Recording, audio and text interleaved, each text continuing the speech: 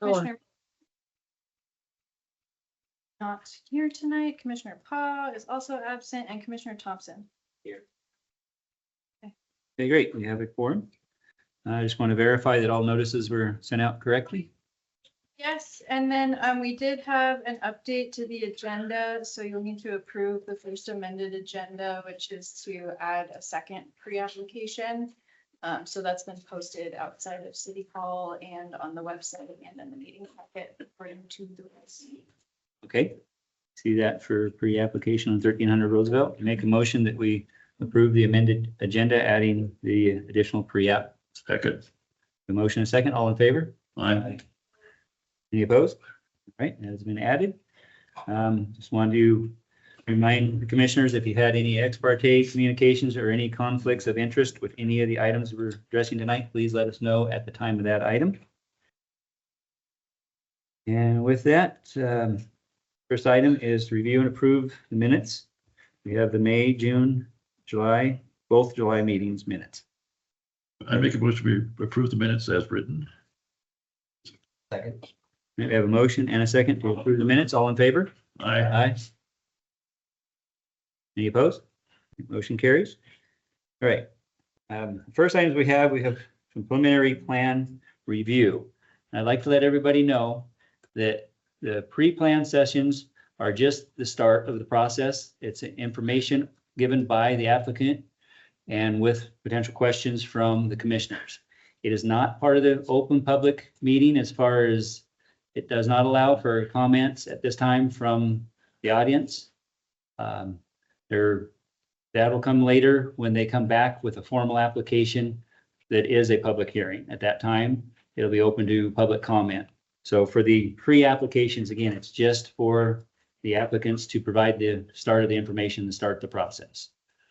So, and then like I say, they'll follow up in future months to be on agenda with an open public meeting that allows for public comment at that time. I just want to let everybody be aware of that, because I think a lot of you are probably here for our first pre-app application. So, Meredith, I need to add anything else on that? I mean, it looks like everyone online is doing cameras off, microphones off. That's right. But just standard procedure, if you're not used to public meetings, I get that there are probably some emotions, thoughts, feelings that may come about listening to any presentation. But please feel free to take my card. I'll put it on the back table, and please express your thoughts in writing to me after the meeting. It's important on projects like this that have extreme public interest that we keep the record clean for both the public and the private sector. So having any behavior within the meeting room that is not becoming of a public meeting will be asked to leave. That's not to shut down the public process. That's just to keep it civil. So I appreciate all of you taking time out of your busy schedule to come this evening.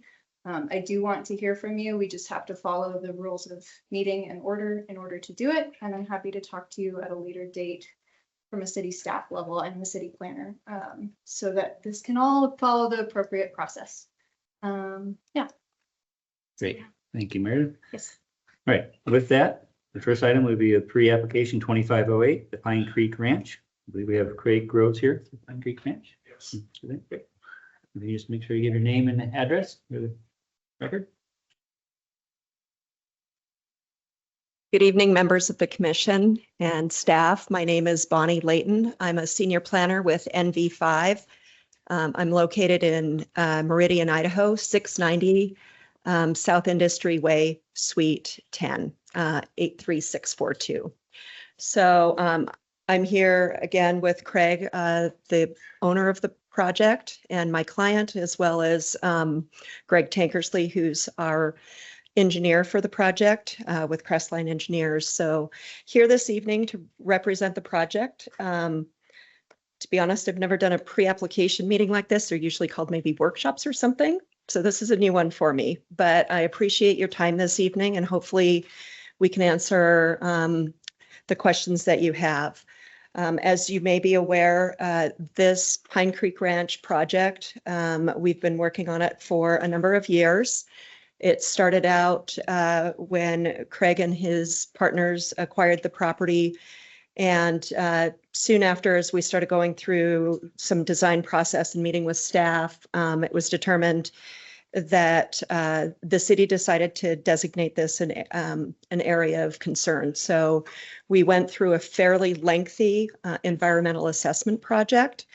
And that document we worked on back and forth with staff. I know that they received a lot of input into what questions should initially be in that document, how we should respond. Again, it was a fairly lengthy process that involved a number of different consultants on that team, as well as various agencies that were provided input for that. So from there, we moved to the next step where we are at today. So we took some of the findings and information that was developed in that to further inform our development plan.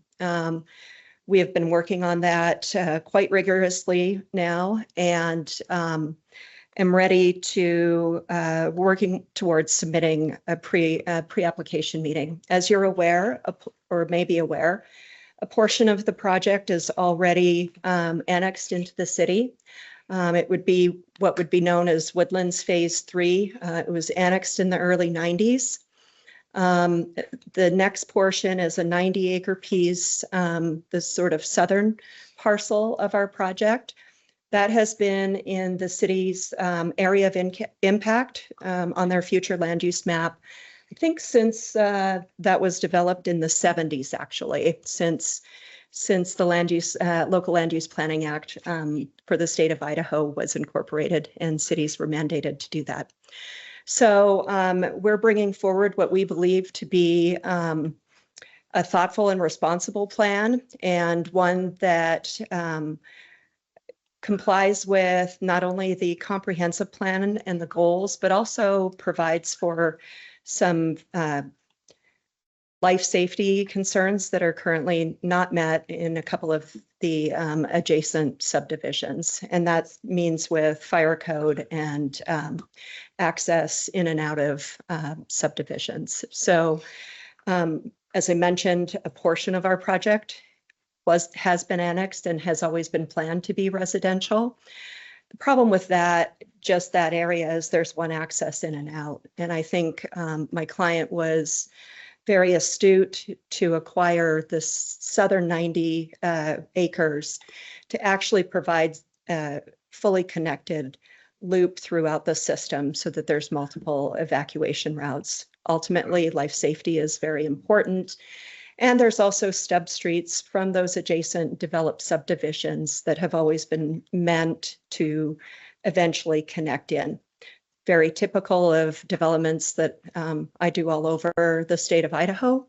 And so we looked at what those existing conditions and plans were, and along with the topography and what was informed in our environmental assessment to come up with a plan. So with that, I would like to say that overall, our project is a combination of those two parcels. And at this time, our preliminary plans are to develop 492 residential units.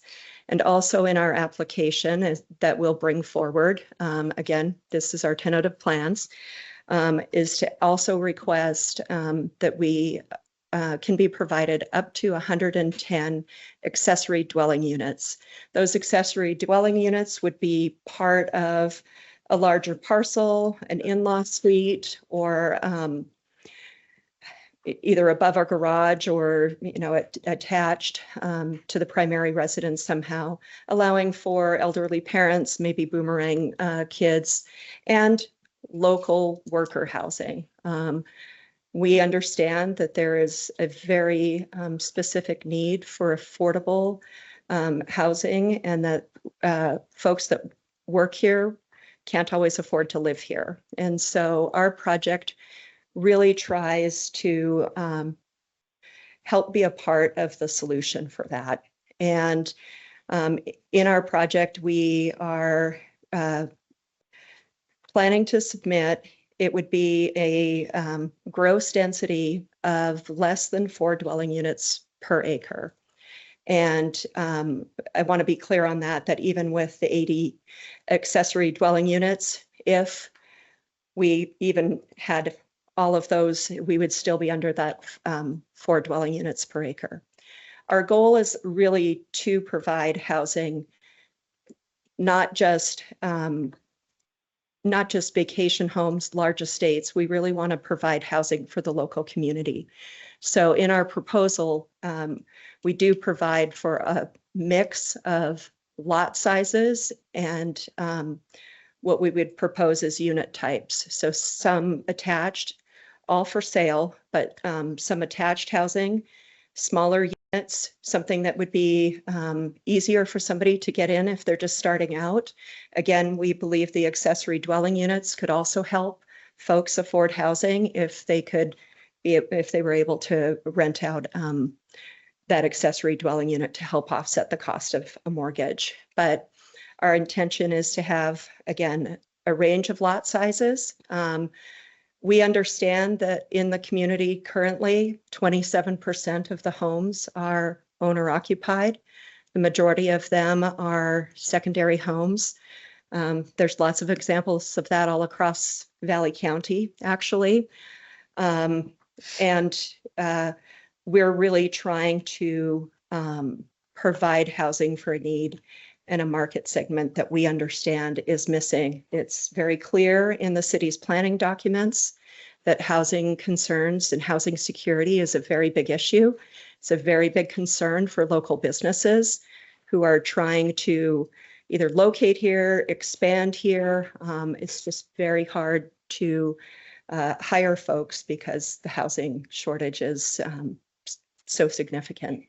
The city has done a lot of studies when it comes to housing affordability and has looked at plans. And again, our application will intend to try to be part of the solution for that.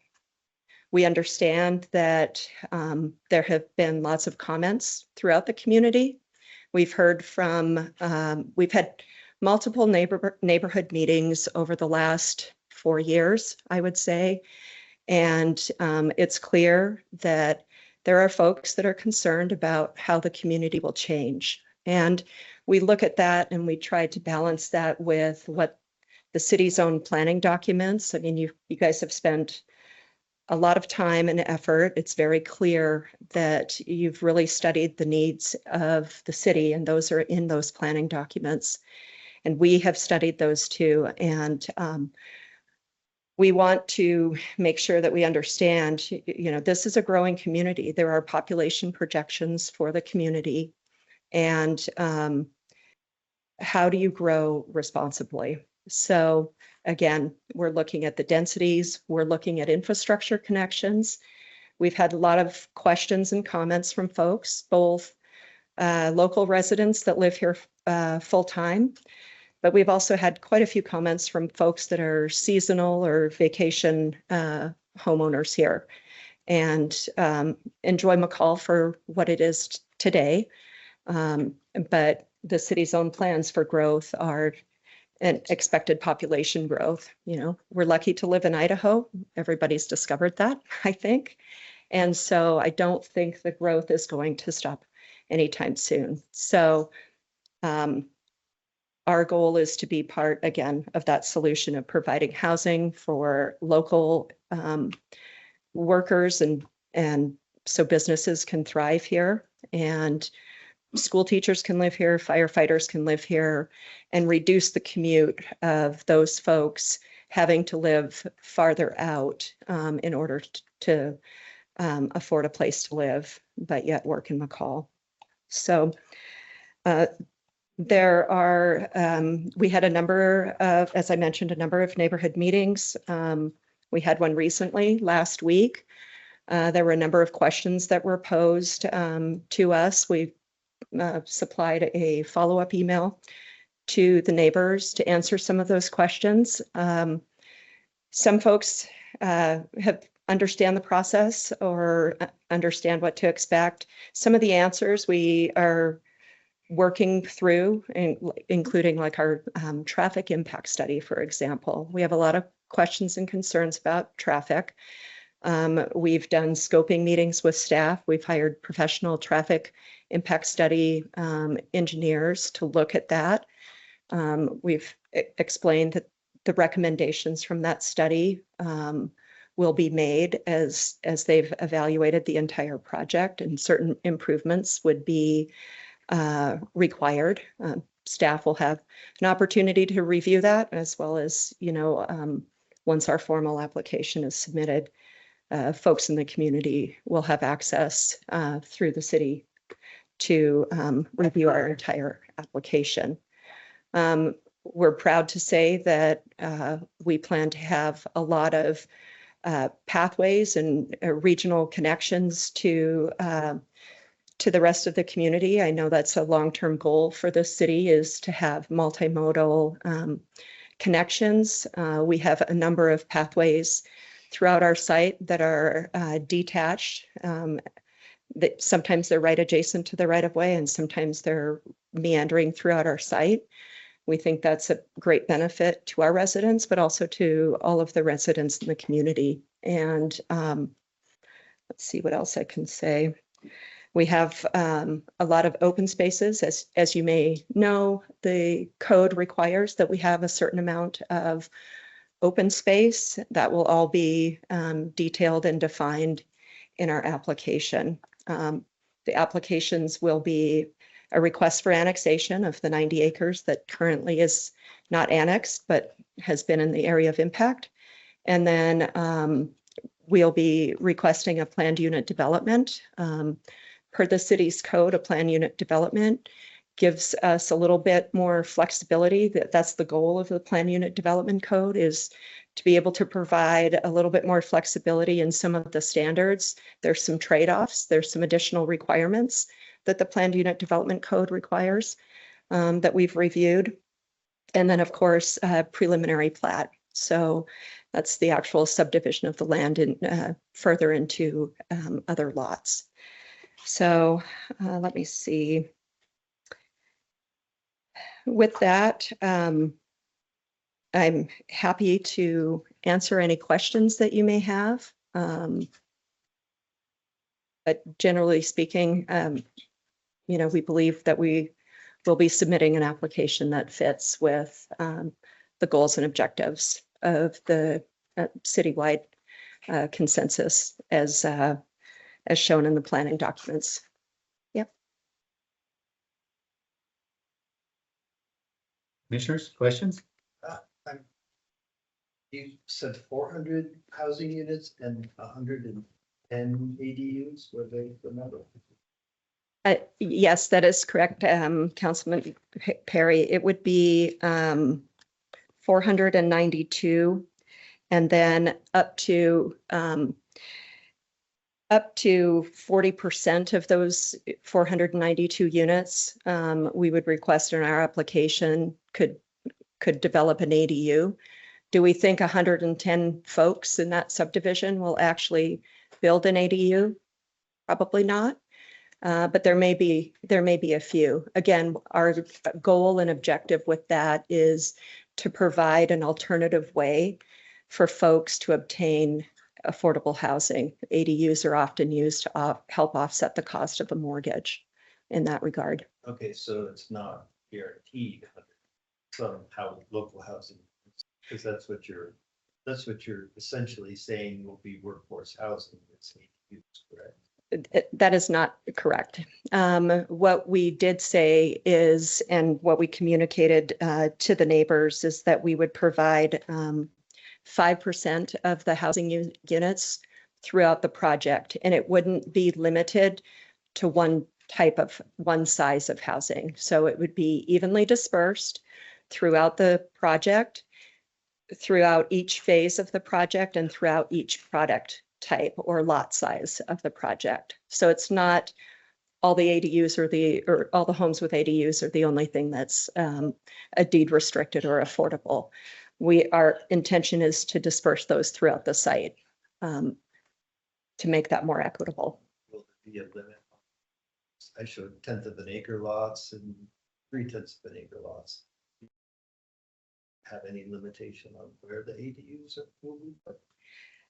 That is something that we haven't finished fleshing out, but that's something that we could definitely consider in terms of exact location. Again, our intent is to not segregate or discriminate, but to disperse throughout the site to make it a more homogeneous community. So so this project is large. I mean, there's phases 1 through 6, right? Yeah. And so how does your development construction look? How do you, once you get the initial PUD approved, and how does your build out look like? Great question, Commissioner Thompson. So what we are looking at is over a 21-year build out. This is largely driven by market conditions. There are some initial improvements that dictate how the phasing will go. It relates to looping of water and wastewater infrastructure, as well as having adequate points of egress to and from the site. So currently, as I mentioned, the Woodlands subdivision, per the building code and the fire code, anything over 100 dwelling units needs to have a secondary egress point. That doesn't exist in the Woodlands right now. Our connection will help solve that issue. And so when we phase that, again, there will be certain infrastructure pieces that will be put in first, and then the build out, we're estimating 25 homes over the course of a year. So if we were to get through all of the approvals and construction documents, to be able to start it next year would be fantastic. But there's a lot of design work that goes into that, a lot of review as well. So then when it comes to, so this development, is it just providing structure, the roads, the properties, and then whoever can come in and buy the vacant lots and build as they desire, or how does that look? Is there a builder that comes with this whole process? So my client does own a home building company as well, and there would be a selected builder group. That's very typical in communities like this. So that would be the case.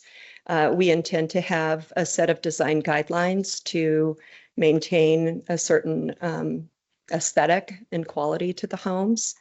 So that's how that would work.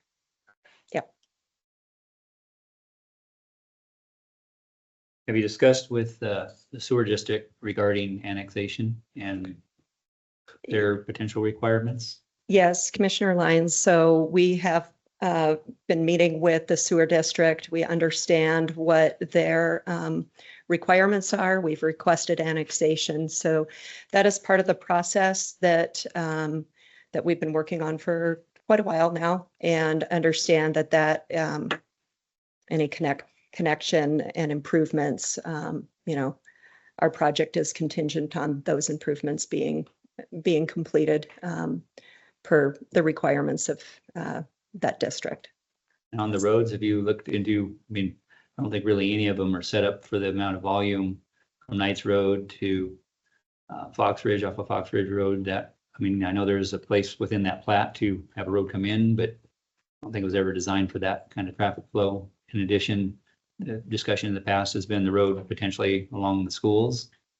Have you been in, I'm assuming looking at all that, but have you had any discussion with the school district as well?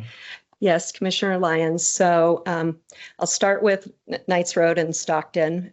So we have met with the Highway District, who's going through a superintendent change on that, and then and also with the county commissioners on what those roads look like. We anticipate that our traffic impact study will make recommendations for improvements to those roads to handle the traffic that we would be generating on those. So those final, it will not only, I anticipate it will not only include recommendations for the roadway improvement itself, but then also intersections. So as they connect into Sampson Trail, for example. The second part of your question, I think you were referring to Dinehard Lane and the connection to the school there. So for the last few years, we have been working on that as well. It seems to me at this time, there's conflicting desires between the school district and maybe what the city's long-term plans are for that. The plan that we shared with the neighbors last week at our neighborhood meeting provides for a stub street to connect to Dinehard Lane, should that extension ever happen. That's something, unfortunately, that's out of our hands. It's a larger, I think, community and political issue, but we are doing our part to make sure that if that connection or if that extension does go through, which we think would be a benefit to the entire community, not just our development, but we're prepared to have that connection. The very minimum, we plan to have a pedestrian connection. Again, we're really trying to gear our project to attract local residents that are here full time, that are working here and want to live here and have children here, and believe that what better place to have a residential subdivision of this size than to be right adjacent to two of the community's schools where children can walk to school and do so safely and not have to spend hours on a bus or parents driving them to school. So it's a larger conversation, I suppose, on that extension. But again, we're acknowledging that that could be a potential and have planned accordingly. Should we receive different feedback than that in terms of whether the extension will happen or whether a substreet is desired, we anticipate to address that as we go through the process and receive comments back from staff. Okay. Also, are you aware that currently the sewer district and the city have different requirements regarding ADUs? And so there's different standards, and I don't think we can approve and you get guaranteed anything if it's continually different or if it stays different requirements. So be aware of that. Thank you. Thank you for the heads up. I know that Craig has been in deeper discussions with that, regarding that issue, and that would be fully addressed in our application in acknowledgement of what we anticipate to happen there. Do you have a full plat map of the property? We've got just pieces of it, and it had the full concept map, but not an actual drawing with the exact layout of the line, the lots, the open space. We don't have a full map. Yeah, so that is something that we can provide. So a lot of times when I've worked on other projects very similar in size, some larger, but some this basically exact size. Sometimes they're done as bubble diagrams because we don't know if, the market changes and people want smaller lots, or maybe they want bigger lots and we want to change that. So we generally do a bubble diagram that represents the density per area.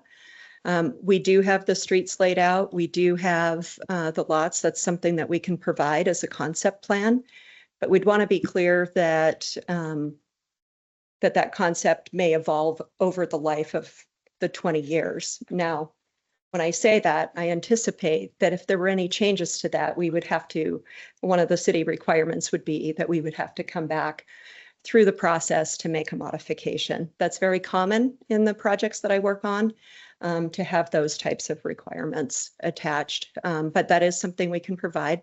I think what you probably have seen is the preliminary plat for the first phase of the project, as well as a phasing plan of how we plan to build the project out. And those aren't connected, they're individual. We need something connected. If not for the full thing, the first phase, it's just, here's one page, here's another page, not a full overview of even the first phase with the plat. We can definitely, provide that.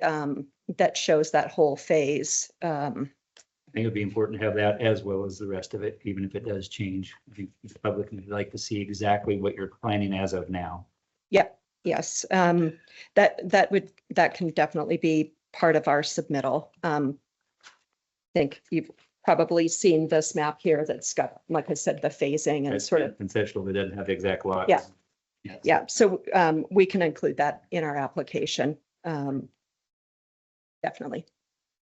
So the follow-up question to that then is, so your formal application with the PUD will include a phase 1 as part of the application. It won't include other phases. It will concept, but for each phase, we'll plan to come back. Yes, so, and staff can correct me if I'm wrong on this, but so we call it stacking the applications, right? So we've got the annexation, the PUD, and the preliminary plat for the first phase. And then each plat that we would bring in needs another public hearing for the preliminary plat. So there will be hearings along the way on that. And I know that I did have some questions from the neighbors last week about, well, once it's approved, you can change it. That's not how that works. Once the project is approved, it's approved the way it is. And if we want to make changes, we have to come back through the process. And because the city has the requirement that a preliminary plat, for example, has to have a hearing process, each edition, as we work through the phases, each phase will have to come back for a hearing process. Is that The PUD should be enough to understand that the development at a master plan level can conform to every single standard, from open space to amenities to yards for individual units, if those are in whatever program is applicable. So that typically leads to at least a conceptual plat idea, even for the phases that are not being platted yet. And then you need to have the final PUD section of each phase match the preliminary plan and or be amended through the public hearing process. I think we just said the same thing in different words. That's what I heard. Thank you. How many units did you say per acre? The gross dwelling units per acre would be 3.11 before we add the 110 potential ADUs, which would put us, I think, at 3.86 for that calculation. So still below the 4 dwelling units per acre that's designated for this area. Pretty close. But that acreage does not include the open space and the wetlands.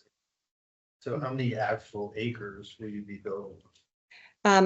So we're working on those calculations to confirm that. There's also some modifications that we're looking at based on some of the feedback that we got last week from the neighbors. So I'd hate to give you any hard and fast numbers today because they'll be finalized for our application. Yeah, 2 more questions. sure. I don't see any parks. How do you mean? So the planned unit development requires certain percentages of open space. And then within our community, we've got areas designated for like a clubhouse and associated amenities for that for our residents. And then, as I mentioned, we have walking trails throughout the site that can be used by everyone. I think some of the adjacent residents like to walk through the site now as it is. I've heard that many times from them. So, I think having a designated walk paths that are both what we presented at the neighborhood meeting last week is that there would be a combination of paved paths as well as some paths that are graveled, just depending on the location and the condition of the design around that. So we've hired a very well-known landscape architect who has done thousands of projects, I would say. I've worked with him on other projects throughout Idaho. Brecken Land Design is the landscape architect on that. And so last week at the neighborhood meeting, we did show some boards that they had put together, but that'll be further detailed in our application as well. And last question for me, you speak very strongly about being local residents, so you will be limiting short-term rentals then? Yes, that is correct. So we do have proposed language that we will be submitting with our application on what that would look like. We're not going to completely exclude short-term rentals, but we do believe too that it's in the interest of the development to regulate how much there is actually in the community. Yep. Okay. Liz, I know you're online. Do you have any questions? Yes, one question. So with the 5% plan deed restriction, and, you know, some limitation on short-term rentals, I'm trying to combine that with, you know, what you said of the intention of this is to be for workforce housing and, you know, kids, you know, who go to school here and things like that. So what other strategies are you considering to ensure that, you know, a good chunk of this development actually goes to that intended purpose of, you know, housing our people who live here? I think we're looking at a couple of different incentives for local workers to be able to purchase homes. Again, you know, deed restriction is one way to do that. It sometimes becomes regressive in terms of, you know, somebody's in their house. It limits eventually when they sell what happens down the line. So again, providing a variety of different housing lot sizes, housing types, and dispersing that deed restriction throughout the community. So it's not just limited to, you know, an attached product or a small lot, that there's some difference there. You know, unfortunately, we're in a great community that a lot of folks love to vacation at. And, you know, while we know we can't completely solve the problem that we're struggling with as a community here, we are trying to do our part to make it more attractive. I think one of the things that's a big attraction is if you're a local worker that wants to live here and you've got children, now you've got homes right near the schools. So you don't have to worry about your kids being on a bus for hours or driving them into town. That they can walk to school. And I think that's, for me, one of the primary assets of developing in this area, being so close to those critical community pieces of infrastructure. Thank you. And the other thing I just wanted to note, you know, looking through the staff recommendations and, you know, requirements as you submit, you know, your formal application, there's a lot there, obviously. It's a big project. There's a lot of considerations. And this, you know, obviously will undergo a lot of scrutiny. So just, you know, I appreciate the work that I know you guys are going to have to put into this. You know, please do your best to make sure that any kind of alleviations that are clearly traceable to, you know, why those are of benefit to that specific plan. We will do our best for sure. Thank you.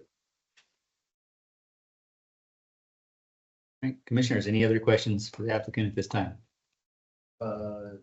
Only other one, so I don't know that the city has ever had this before, but the area of critical concern, that process, the environmental assessment, what were your big takeaways from going through that and how going to incorporate that project? So big takeaways. I've been involved in environmental assessments for larger scale projects that have natural terrain and concerns. It was interesting to me to note that, you know, with some of the vegetation on site, that's actually a hazard. And in terms of young tree stands that are too densely grown together. The wetlands, you know, we understood that there were certain areas. I mean, you can see it on the aerial photograph. I think going through that formal process really helps define that more. I know that's a big concern for the neighbors. For me, because I've worked on a lot of different projects like this before, there wasn't anything that jumped out that was surprising to me. It was quite a process. I know we did go through several iterations. There was a tremendous amount of community input. I think staff, we went back and forth with them, as I mentioned, in terms of how to actually address that. There were some areas where specificity was really requested, but then other areas where it was like, well, we don't want you to get that specific yet. And so that was a little bit of a challenge for that report because sometimes there were different perspectives wanting different information. So we did go through a very extensive process with that. And I think it helped to further inform the site conditions and helped us refine our plans a little bit more. But then a lot of the other additional questions that we either tried to answer or were told, don't get into that specifics because this is more about the site. So we had some conflicting. Is it just about the site or is it about the development? But a lot of those questions, I think, will be further detailed in our PUD application. So. All right, commissioners, any other questions? The applicant. Okay, thank you. And I guess continue to work with staff. I know you'll have lots on your hands. Yes, thank you very much. I want to remind the public this application will be coming back in front of us at a future date. At that point, there will be time for public comment. You can be online, you can be here in the audience, you can submit written comment to staff, but there will definitely be, I'm guessing, multiple opportunities for you to comment during that time. So thank you. Yep. Thank you very much for your time. Thank you, staff.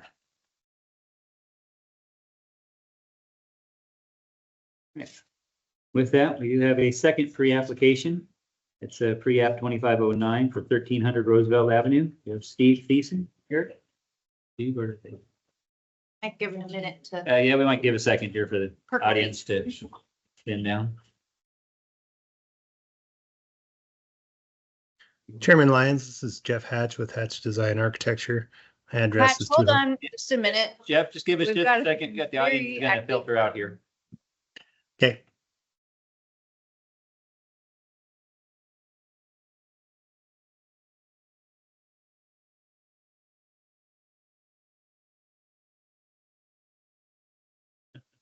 As far as I can, I can't get to the packet, but I get all of McCall. But for housing authority and library, board of trustees, like, yeah, stuff I really don't want to see, but it's a labor.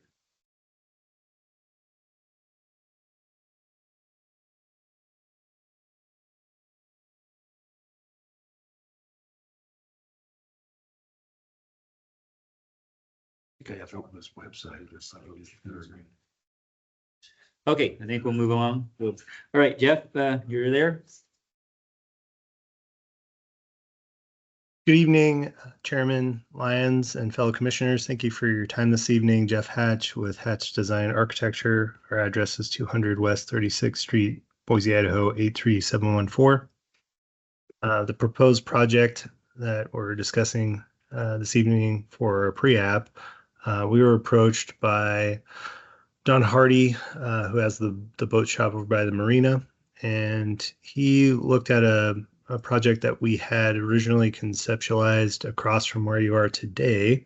That little white residence across the street was proposed to be a multi-story mixed-use development. And so from that approval, he was interested in coming up with a concept similar for his property. And so our proposed property would be a remodel and expansion of his current boathouse facility. And so he intends to continue to operate his commercial enterprise on the ground floor, and we would potentially have enough room for either a retail area for his business or a future business on that ground floor. And then in addition to that, do a remodel and addition, adding 2 additional floors for residential condos. And so that would involve an elevator, mail lobby space for vertical circulation to those upper floors. And we would have an outdoor rooftop patio for an amenity for those residents.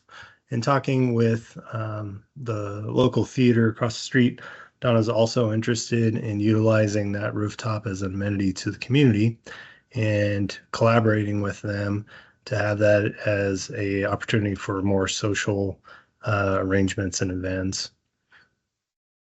1,000 square feet.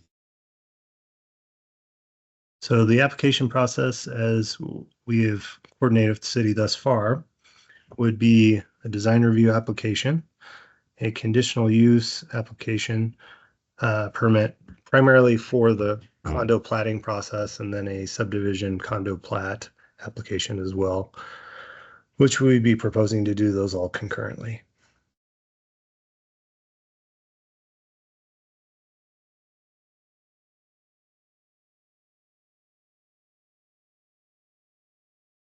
All right, well, Jeff, yeah, we didn't really have a chance to see much of this yet, so I don't know how the commissioners have too many discussions or questions, but at this point, the commissioners, I know this kind of came into our packet late, any questions? So yeah, I do. Is it the numbers 1 through 6 that are the condos? No. Parking. Those would be parking spaces on site. Okay. Condo. Jeff, I don't know if you have the renderings or floor plans. I didn't have that in Steve's email of the pre-act materials. I just had like the sewer memo and the site plan. You want me to share your screen?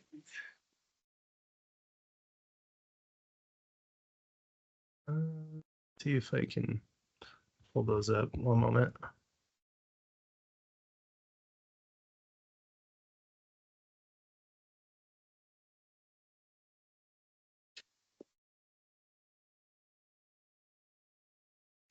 What's this? Where'd that be?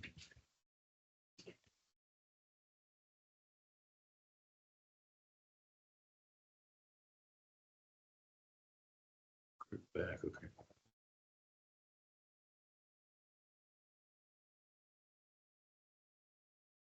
See if I can grab those. You can add 9,000 square feet to the existing building.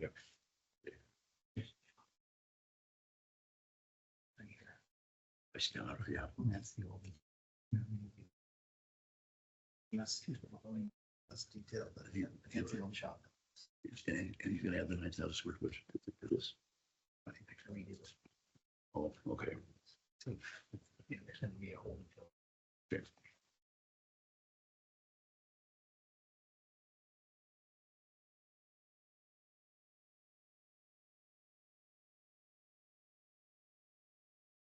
I'm just downloading in a sec.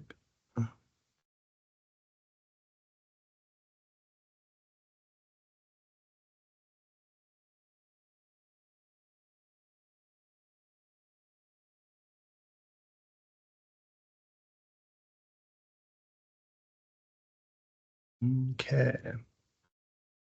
Let's see if I can share my screen.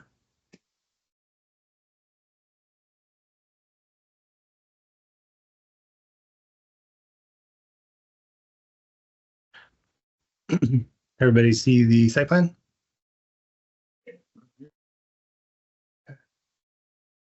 So the ground floor currently has a living space and a garage.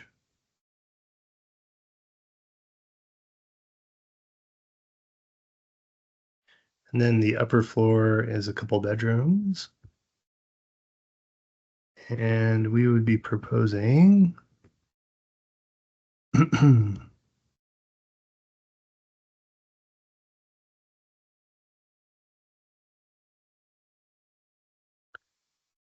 that retail space that I had mentioned, as well as the lobby and elevator space and stairs to the second floor, as well as his current operations.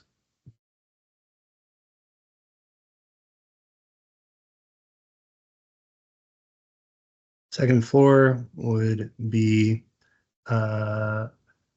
suite where you come in and you have a bedroom suite.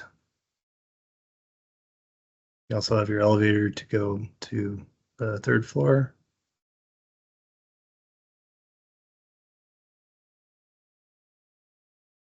Here we would have 3 more suites. 2, 3. And then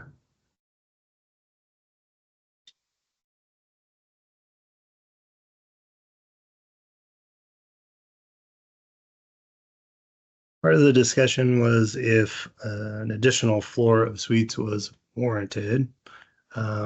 This would have been a 4th floor, or the other consideration is that this just goes to a rooftop patio space.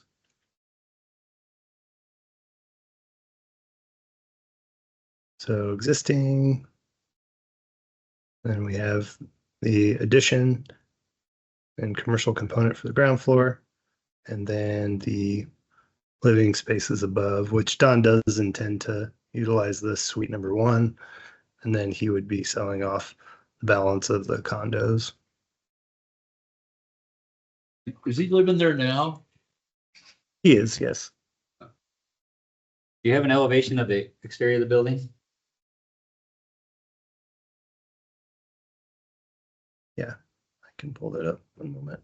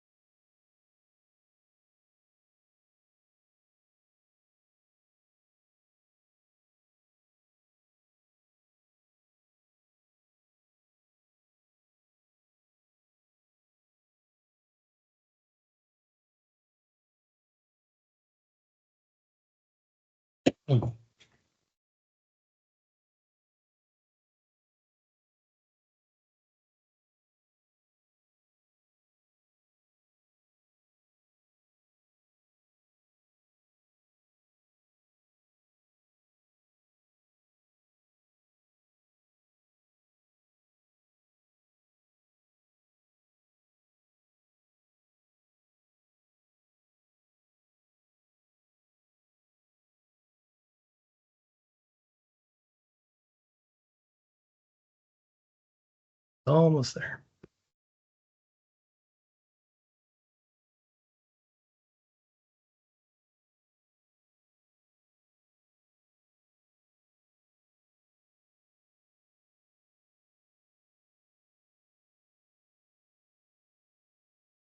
So this would be that ground floor retail, 2nd floor single suite, and then the single or double condo development above, and then the rooftop patio space.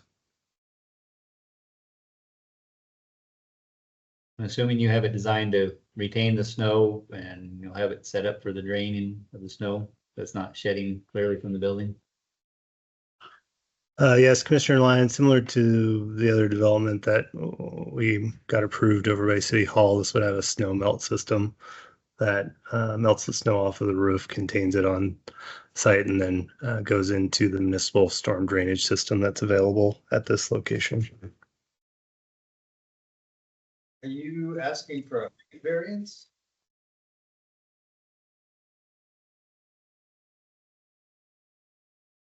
What was that question?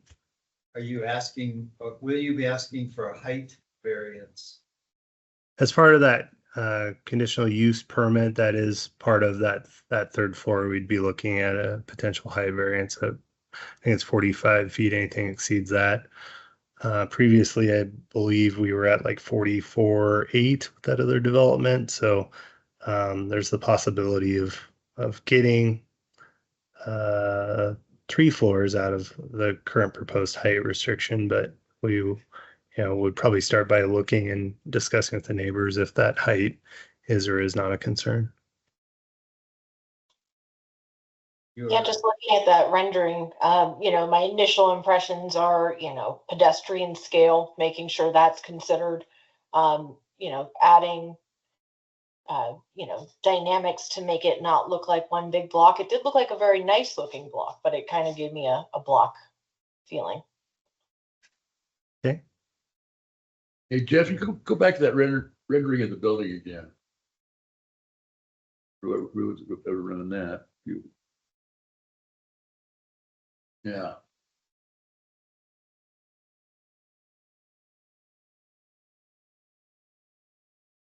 So it's a 9,000 square foot bump out, plus the second and third floors bump out even further. Is that correct? So the addition would be bumped out from the existing structure. The third floor is cantilevered over the walkway, but the walkway would be, part of that condition. So this footprint here for this deck is in line with this bump out. What's the total square footage?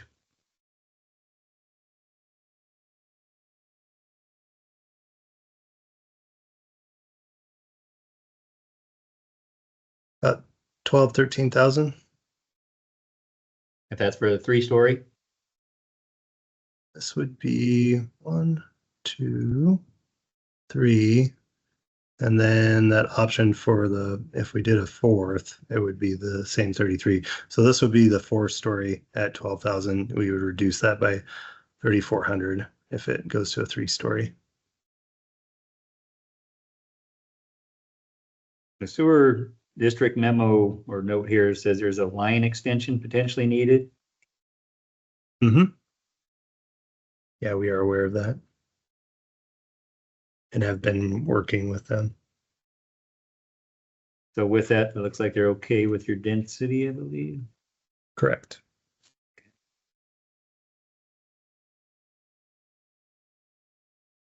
And is there it says other sewage improvements? Is that beyond the line extension?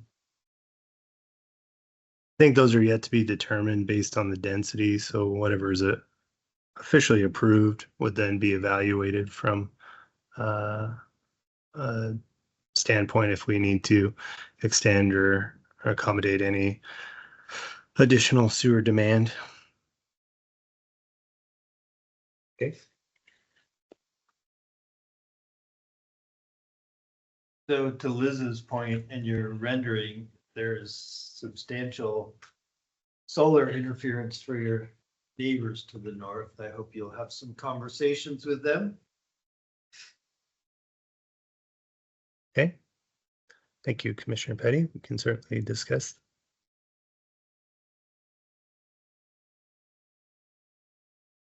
Our neighbor directly adjacent to the north is an open field.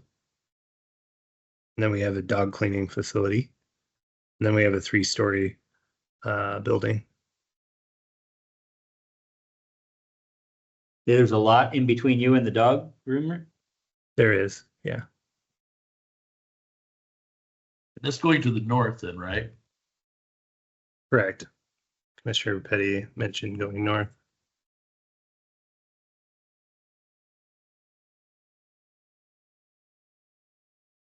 Oh, yeah, that would be west.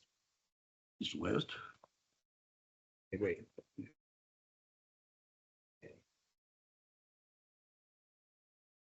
That's not an open lot to the north. Yeah, if I'm looking to the north and it looks like just the dog grooming place, there is no lot to the north. I mean, if it is, it's one of the small city or old McCall first edition type lots that are 30 feet wide. That But I mean, could be.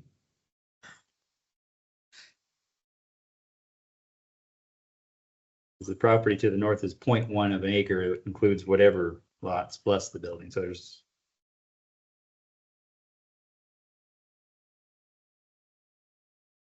just yeah, right here. It's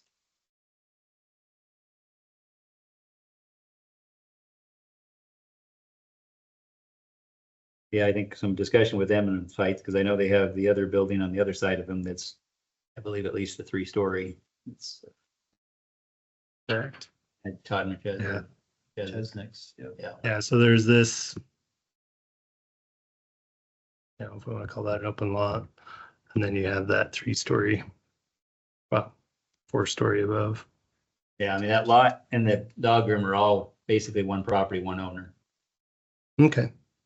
But yeah, would that be, from a pre-application standpoint, getting feedback from them just in regards to their concern for solar access, Commissioner Petty, is what you'd like to see? Solar access, no. You got setback for snow based on the building height as well, so. Yeah, I guess a little work to do, is all my point is. Thank you.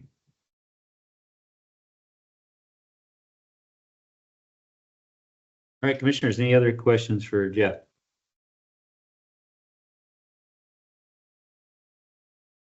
All right, well, thank you, Jeff, and continue to Thank you. work with staff and have all the fun questions figured out. Thank you for your time, Commissioners. Have a wonderful evening. Level ones, just personal thoughts. I think the 3-story makes a bit more sense in the initial review. We'll bring Okay, that thank- feedback back to Don. Thank you. Okay, thank you, sir. All right, with that, we move on. We have the consent agenda. I know there's quite a few items on there, but the commissioners have any questions on any items of the consent agenda that want pulled off to be discussed individually, or if not, then open to a motion.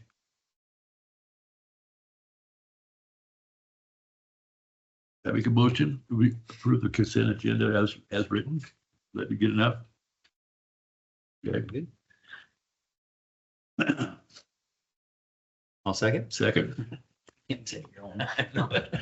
I was trying to, I was That's my goodness. What do you got in your thing? I was trying to get somebody to do it. It was supposed to be more subtle than that. I'll second. Okay, motion and a second, all in favor? Aye. Aye. Any opposed? Hearing none, motion is approved. All right, we had one item that was in old business. But I know we're gonna do a continue, it is a public hearing, so I'm gonna make a motion, we open the public hearing. Second. Motion and second, all in favor? Aye. With that, there is some additional items that I believe we're still waiting to receive on that.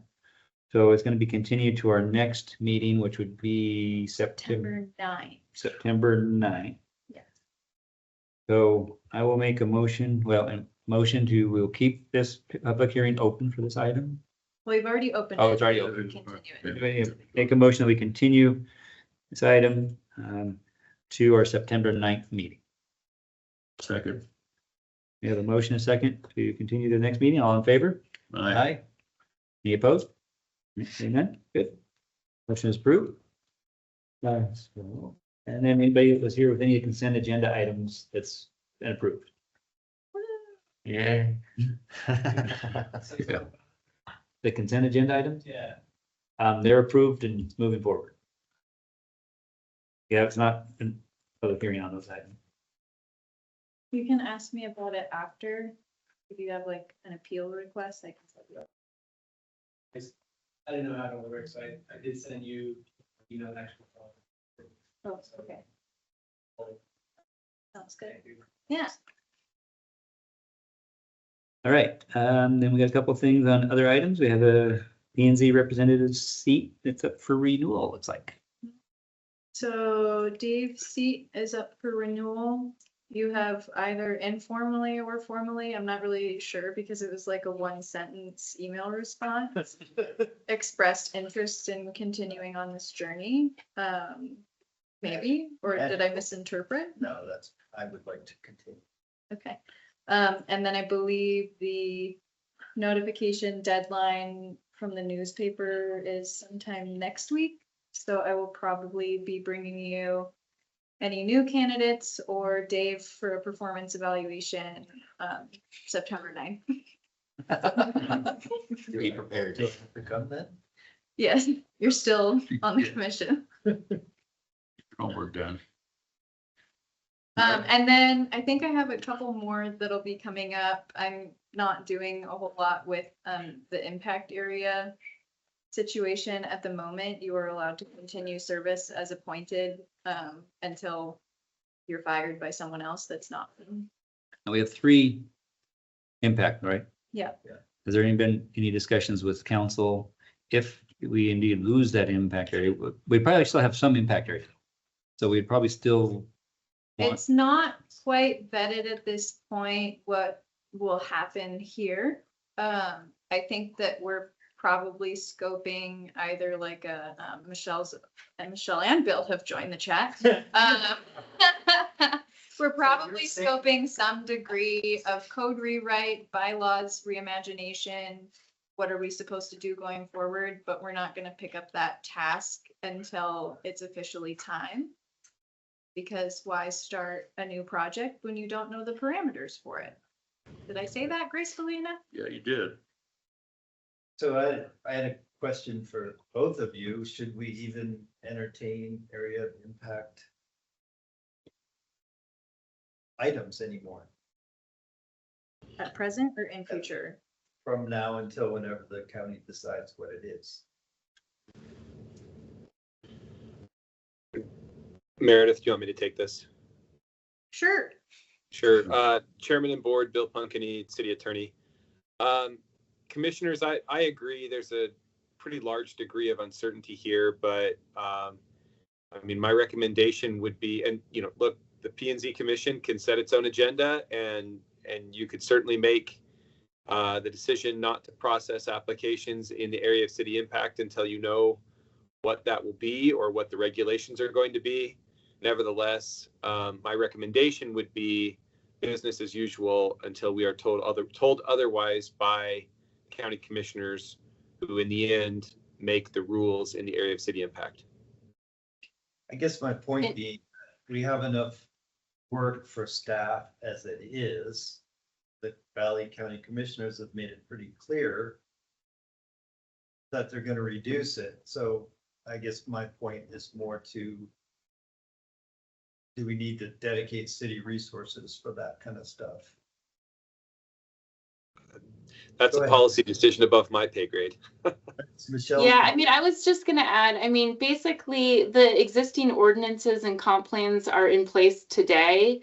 And so the thought is until the county repeals those, and then we will also need to change some codes, that we're gonna continue to do sort of business as usual. And just an update for the commissioners, the Board of County Commissioners did ultimately deny the city proposed boundary. The city sent a letter and a boundary map in May, mid-May. There was a public hearing on July 7th.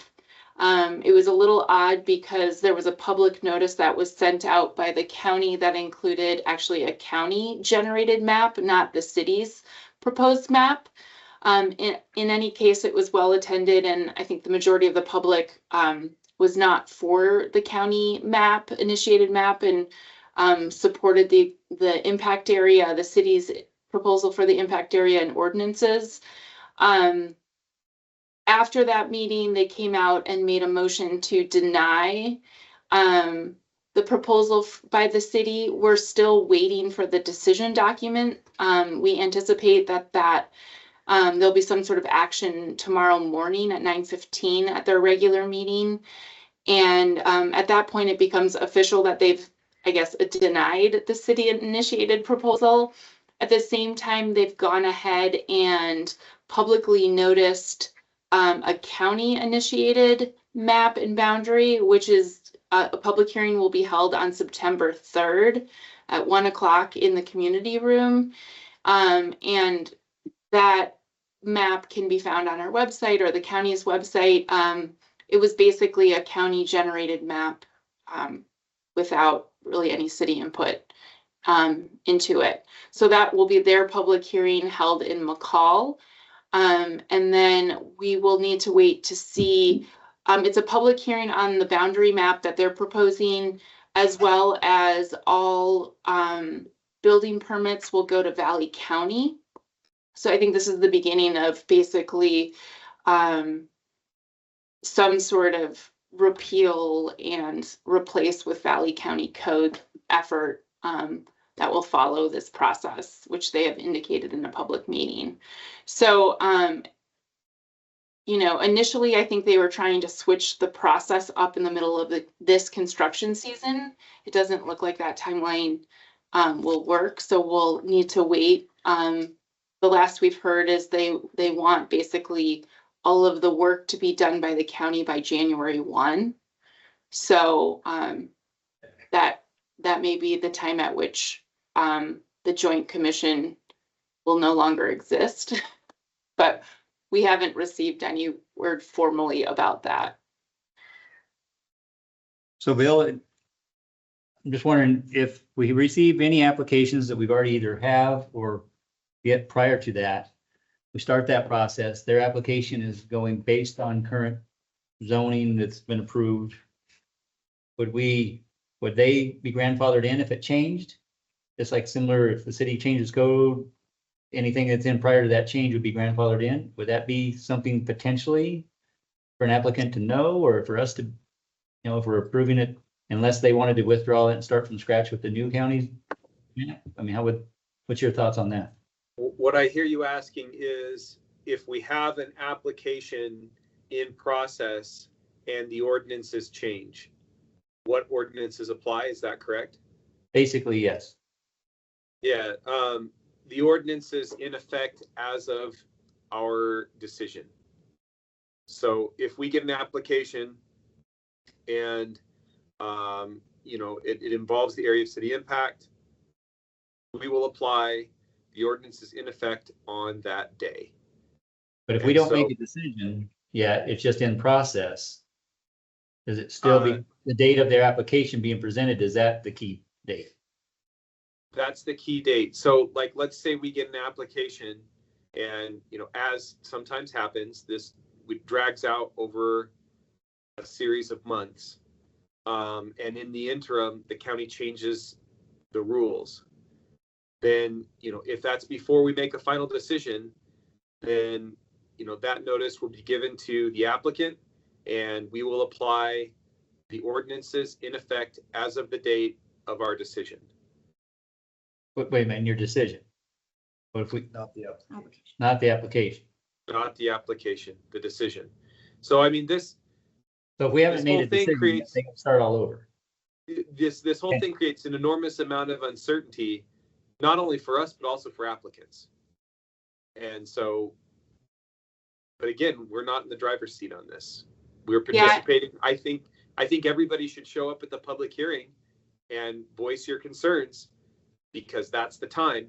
And the county has seemed to be somewhat responsive to public concerns so far. They have or have not? Well, I mean, the latest map that I have seen has expanded slightly the proposed area of city impact from what they initially, what the county initially had presented to the city and to the public. And that's as a result of pretty significant public input that they received at their last public hearing, I would suspect. Michelle, you may have a different opinion. Yeah, but I'm not going to give my opinion right now. I think I think the more important thing is that we'll need to figure out the administrative and the transition piece, or we won't, but the county will. And until we're formally notified, we're going to continue to operate as we operate, because it's hard to say how long this will have or how long we'll be in this transition. It seems as though the county is in a hurry to make that transition happen. So stay tuned and we'll keep you posted once we receive something formally. We have yet to receive any formal notice on any of this. Okay. So bottom line is for now, we apply the ordinances as enacted by the county in the area of city impact. And when those change, then we will change accordingly. All right, sounds good. Thanks, Bill. And You bet. Michelle. Thank you. To be continued. All right, upcoming meeting agenda. Your upcoming meeting agenda includes. What? Yeah, it was continued. You. Oh, welcome back to. Dave's job. Gonna add that into your, yeah. Really some responsibilities here. Agenda. Everything is slow on the internet.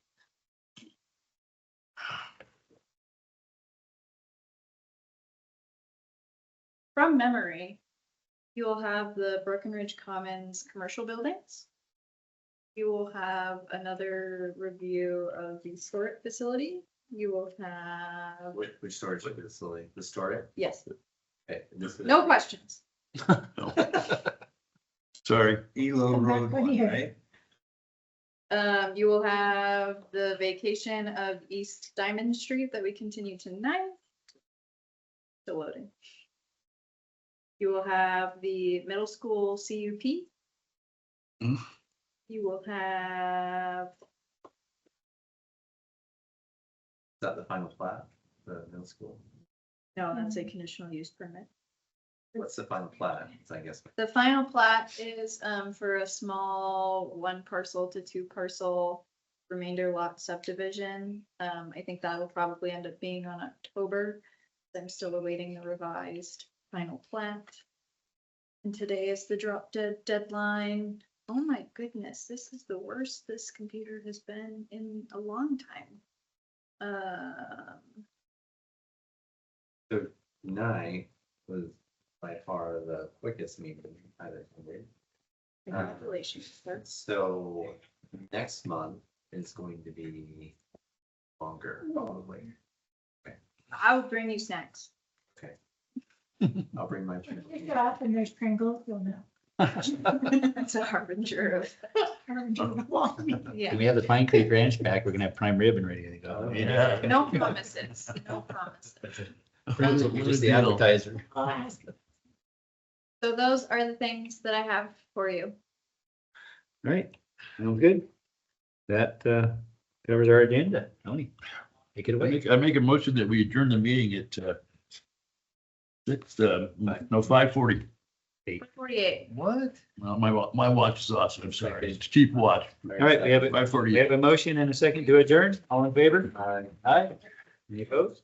We are adjourned. Thank you, everybody. Look at that. How bad that watch is. It wasn't cheap either. Everybody might